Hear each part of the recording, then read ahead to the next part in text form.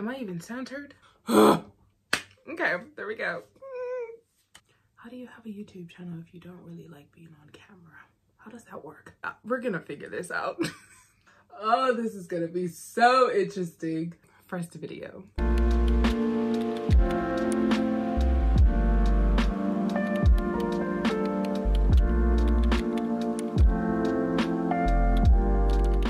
Where do I start?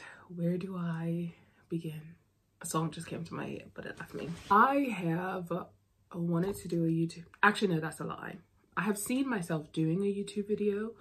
The want hasn't always been there. I do feel like God has asked me to do music and music covers on YouTube, and that's a whole nother story. But as I am very unemployed at the moment and have had a lot of time to think, I've been just thinking, like, how do I want to structure my life? What do I want to put my time into? How am I setting myself up for the best future possible? Like, I'm tired of being in something where I'm miserable or I'm working so hard to make somebody else's dream come true, while at the end of the day, my life is passing by.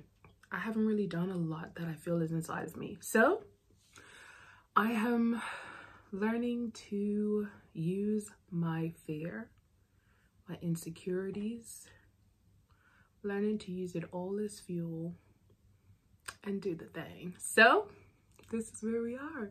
Starting out right now with my iPhone in my bedroom at 8:30 in the UK. Tomorrow, I have a meeting to figure out if I will be moving back to Bermuda. I'm excited for it. So a little background. I am from Bermuda. I left there when I was 15 years old to go to boarding school. After boarding school, which I absolutely loved, I went to college, transferred to college in Jamaica, lived there for a few years. Then I moved back to Bermuda for 2 years, but always with the intent to come to England. So this December, I would have been in England for 5 years. Point of all of this is that I have always left Bermuda with the intent of not going back to Bermuda. So it's really interesting to now find myself in a period where I want to go back to Bermuda, and I'm actually excited about going back to Bermuda. Actually, no, let's back up to the fact that I am even considering going back to Bermuda. Then am excited of going back to Bermuda and hoping to go back to Bermuda. I have been actively trying to find a job back at home and just praying, like, where God wants me, and for him to make that quite evident, because I don't want to direct my own life. And I got an opportunity that I really want, but I had to wait for it. I was waiting to see if we get the go ahead so that I can have this position. And I've learned so much during this waiting period. It is crazy. Last week was the week I thought I was gonna find out. I was so anxious because I just felt like I'm just ready for my life to begin. I'm just ready. Like, okay, I've got my master's. So now I'm just like, okay, let's move out, because your girl's still staying with her daddy. I'm a daddy's girl though, so it's been okay. But I'm ready to move out on my own. So I feel like that answer gives me a bit of direction, because I very much so was ready to pack up and move to Birmingham. But with Bermuda in the picture, it's like, okay, well, let me just see what happens and where God leads me. So that's where we're at. I'm a terrible storyteller, so I forgot where I was in this whole process. Oh, this is gonna be so interesting. Oh, that's where I was. I'm very excited to set myself up for an amazing future. I'm very excited to see where God leads me and what he has me do and how he uses me. But where I was going with all of this, before I had a blank moment, is, come back to me. Oh, There we go. I've learned not just about being still and knowing that he is God. I've learned the importance of waiting, but even more the importance of how you wait when you're waiting on God. And I realized that I was trying to rush God for a timeline that I would like, trying to rush God for things that I want. Because I told God, I said, okay, if you want me to come back home, because I went back home for the first time in 3 years in December of 2022 to January of this year. So I told God, if you want me to go back home, I need a full-time job before I step foot on the island, and I need a place to stay. So I have the place to stay. I have 2 places as an option, actually. Now I'm just waiting for the full-time job because I also have a part-time job. Look at them giving me a little bit more than I asked for. With waiting to hear the news that I hope I get tomorrow, I was really anxious. And like one morning, I woke up last week and I really just felt God speaking to me in so many different ways. Number one, my best friend sent me a video that was just talking about like being open-minded to God, and God's timing is not our timing, and things might not go the way that we want it to go, and we still have to trust him. And I was just like, okay, Lord, so are you trying to... It was the day that I thought I was going to hear from them. That day, that's when everything, my abide meditation was like, oh, God is our provider. Listen to me. When I tell you, I thought God was setting me up for bad news. Like, I thought he was trying to mentally prepare me for it not to go the way that I would like for it to go. And now that I think of it, I feel like he was, but I think he was preparing me and showing me that I have my mind so set on something that I'm not even leaving room for him to do something completely different. It was literally like, it's either my way or the highway. And as a Christian, like, I have nailed my way to the cross, nailed my life to the cross, nailed what way Nisha wants to the cross. Yes, there are some things that I want, but it's like when the Bible says that he will give us the desires of our hearts, it always says according to his will. Like, God changes our desires. And I do feel like God has changed my desire, because I've never desired to go back to Bermuda. But now all of a sudden I desire to go back to Bermuda. So now that I have my heart set on this one way, it's just like, okay, Lord, I just want to know. Like, tell me. Like, I'm ready to hurry. Just let me know so we can start planning, and I can buy my ticket, and I can do this, and da-da-da-da-da-da. I'm ready to launch my business, all of this.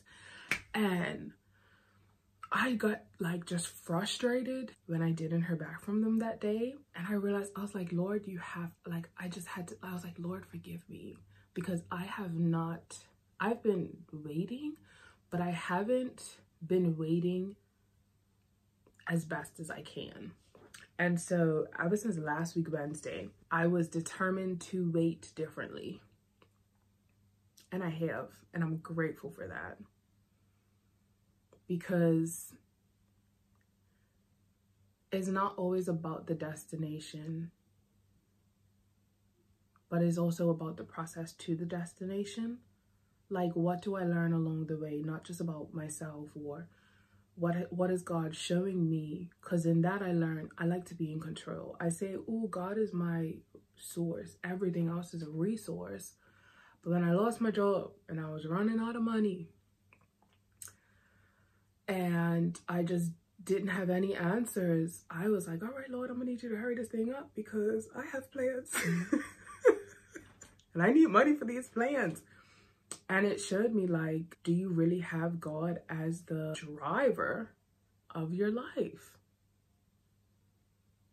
Even when you don't have earthly resources to support you. So, oh child, that was a lesson. That was a lesson, and I'm glad, because that's the amazing thing about God, is that he's always trying to sanctify us. He's always looking to reveal himself and reveal his glory and reveal his perfection. Even in the midst of bigger lessons, he gives us smaller lessons. So I have learned to relinquish the plans that I have, because like, I want to do so much when I go back home. I want to explore Bermuda, like enjoy Bermuda. Living in England, I don't have the seaside. I can't ride on Harbour Road and see the views, or North Shore Road or something. Like, can't do that. I can't go to my grandmother's house randomly. I can't do a lot of things. And when I go home, I really want to bask in that. I want to start a podcast with my best friend about mental health. Like, I want to move into my own apartment. I want to decorate my own apartment. I want to do so much, and that's why this waiting period has felt like forever, because it feels like this answer gives me permission for everything else. But even if that doesn't happen, my best friend and I, we can still do our podcast. I'll move into my own apartment. It'll be in England, which is fine, which is always where I want it to be anyway. I could still launch Shea Essence. Whatever happens tomorrow, we'll see. We'll see. I'm excited. And most importantly, I just want to be in God's will. That's it. Not no niches, because I've done my own thing. Lord, let me tell you, I just want to be in God's will. But I also need some money. I need some money, guys. Oh, Jesus. So I applied for universal credit, right? No shame. I'm unemployed. I need money. I applied for universal credit, and in England, universal credit can be used for several things, but it's kind of like while you're looking for a job, the government helps to support you to just pay your bills or whatever expenses you have. And in the meantime, you show them that you're looking for a job and all of that. I was on universal credit, I think, for a few weeks when I first came out here until I found a job. Other than that, I was doing my master's for a year, so I was just unemployed, and I had my student loan. And now I'm unemployed again, so I applied for universal credit.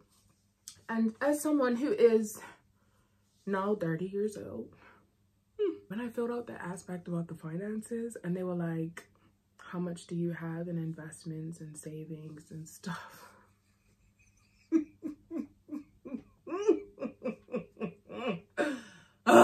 Listen, the number amount that I put, it was so low. I was almost like, should I even put this?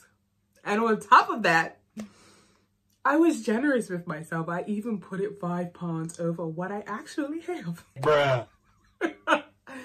And I was just like, wow, this is really low.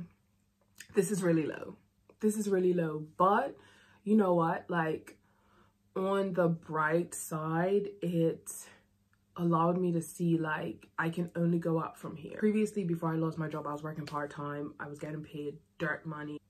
It weren't financially feasible.